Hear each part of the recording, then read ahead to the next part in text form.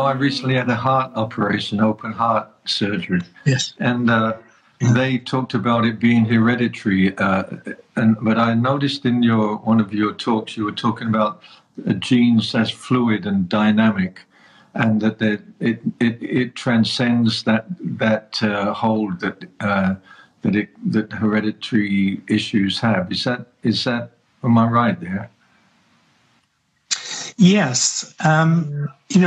I think now the current understanding of the genes is that they determine everything about who we are. Your height, your weight, your eye color, the diseases you'll get, how long we will live, etc. That's a misconception. And genes do not change. So our genes do not change, but what does change is whether they're expressed or suppressed. So in your case, you may have had a genetic predisposition. I don't know what your bypass surgery was for or its extent, but probably there was a genetic predisposition that you had from early on in your life, but you may have staved off needing surgery or having a fatal heart attack until your current age because of everything else you've done with your life. You're obviously not overweight. I assume you don't smoke. And you're fit and you're happy and you're engaged in life. All of those things would mitigate against a heart attack gene being expressed in your life.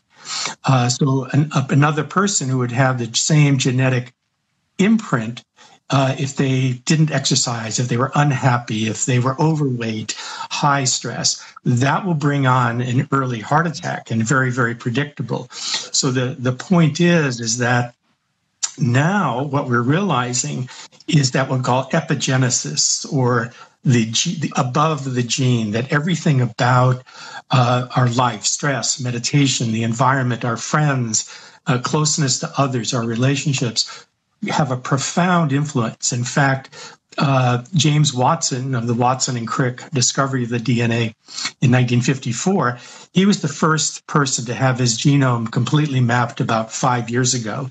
And he has a statement, I have it in my book, that if he took that information to his or her family doctor, that he or she would know 1 to 3% more.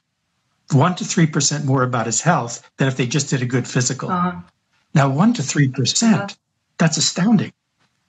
And the last thing is that with all of our chronic diseases, 90%, maybe more, of our chronic diseases are all epigenetic. There are very few what they call monogenic diseases that show up in the first 6 to 9 months of life.